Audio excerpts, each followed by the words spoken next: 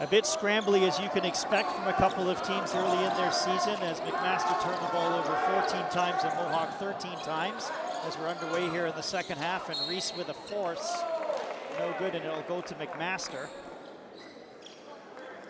McMaster with 3 players with 2 fouls.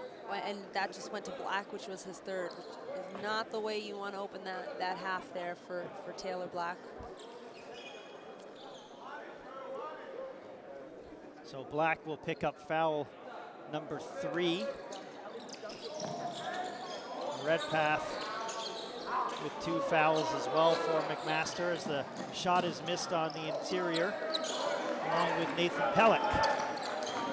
Pursuti was 0 for 6 from the field for McMaster. He's got the ball now, gives it up inside, and a strong move by Boney to score 2.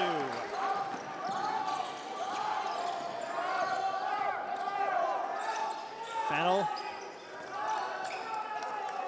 Moretin. Sicutini.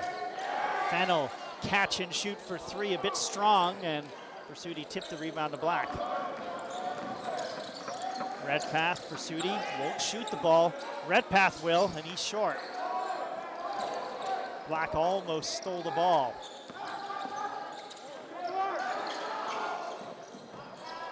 Three-pointer from Fennell, and he's 0 for 2 to start off the third quarter. And 3 shots from Mohawk there that didn't settle into their office. That's not how they got the lead in the first half. And Breton with a force. Sicutini up fake, and he scores 2 on the putback.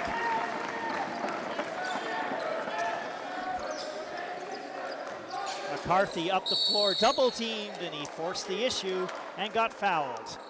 And with both those guys having 3 fouls, whoever that's on Sicutini, that's his 4th foul. And there you see Sicutini there, great position, brought his arms down, you know, and then it's a call. You have to know at this level that if you're not straight up, you know, if he would have stayed straight up, call may have went the other way. Sicutini in conversation with his coach Brian Jonker, and he will head to the bench likely sooner rather than later, as McCarthy continues to play very well for McMaster. McCarthy now 6 for 8 from the foul line. Sicutini will stay on for this offensive possession.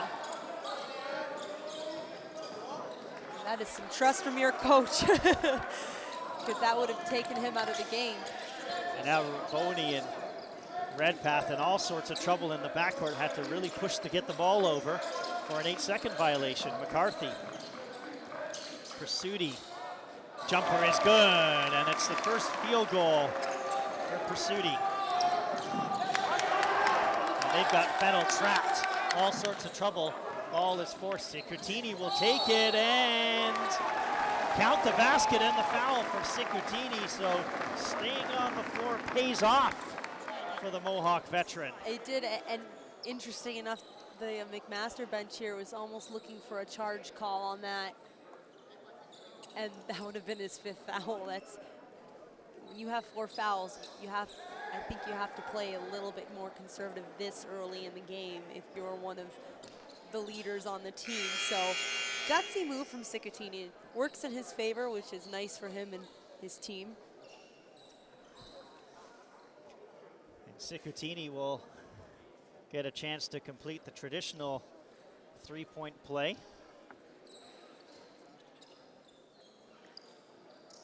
And then he will likely get, I don't think Brian Jonker is going to roll the dice too much longer. Yes, you know, and it's unfortunate now. You look, Sicutini had 6 points in the first half. He's already at 4, and he's going to have to come out of this game sooner than later. Has to remain on the floor on the miss on the foul shot inside for Rohan Boney, and he scores 2.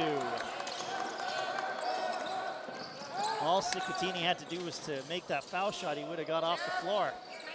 Dump pass inside, and Sicutini had it knocked away by Taylor Black. Boney was thinking score, but he lost the basketball. Pursuti, lob pass, it's a risky one. And look at the hustle play by Tahanyuk. He's so long. You see those arms just come out of nowhere there. like a spider as Fennell had a lane to the basket and lost the ball, touched it last, and it will go to McMaster. And Cicottini will get that breather. Likely for the balance of the third quarter I was minimum. going to say, I wonder if they have a nice bike there for him to stay warm or something, because he comes on the court. I'd be very surprised to see him check in now until the fourth.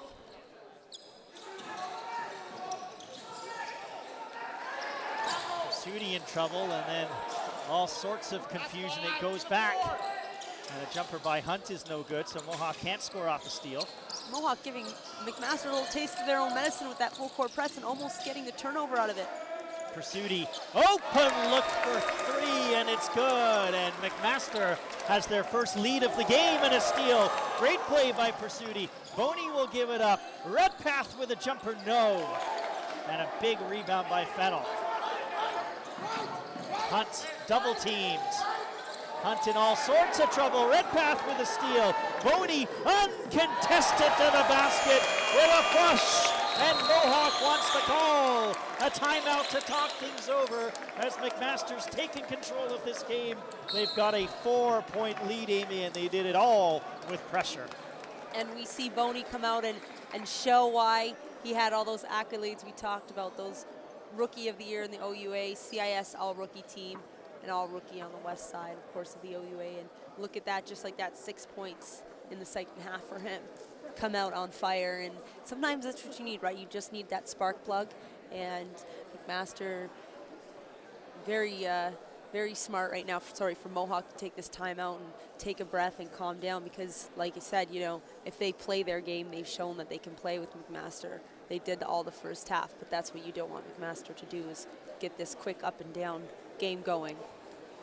And a timeout by Brian Jonker, more to stem the momentum rather than the X's and O's. And well, they got to really figure out the McMaster pressure. This game's going to be over quick. Yes, and you know, how important is it for Andrew Cicottini to be on the court? That's, you know, one of your big guys from last year, and you know, unfortunately, when you have 4 fouls this early in the game, this early in the second half, it does affect your team. So McMaster back on the floor along with Mohawk out of the timeout.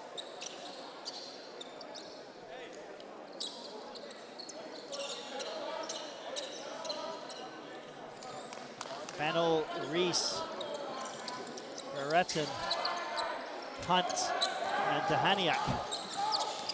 Fennell, the primary ball handler, he dribbles right into the trap but gets it to Hunt. Beretin up fake on the 3, goes inside. And then a strong move by Reese, couple of opportunities. The second one he scores. 2-point lead for McMaster. Quick 3 by Redpath is no good. Hunt, Reese, long jumper, and he finds the range. That is toes on the line, so it's a long 2. And I think it's a good thing that dropped for Reese, because I don't know, he may have heard it from the coach if that didn't drop. Not the smartest transition shot, but hey, it went in, so what can you say?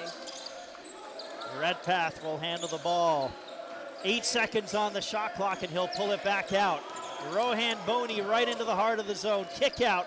3-pointer is good from Pursuti. And Pursuti is finding his range in the third quarter.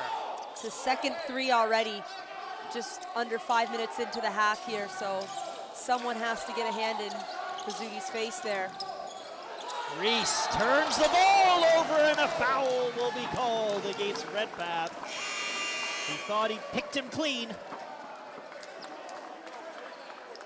I'm interested to know if Reese carrying the ball up the floor is part of their strategy.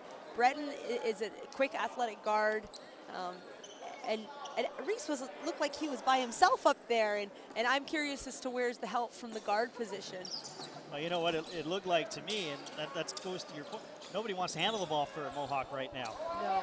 Well, Reese does, and I mean, hey, someone's got to do it, I guess. And Reese will score 2 more in transition with the floater. Mohawk 51, McMaster 50. We got a basketball game. Here's Pursuti, gets his footwork set, pulls the ball back out. 10 seconds on the shot clock. McCarthy with a sweep through. There's Across those- the zone, and he can't get it through to Heniak. Those long arms, I love them. They're just one of my favorite things in this game.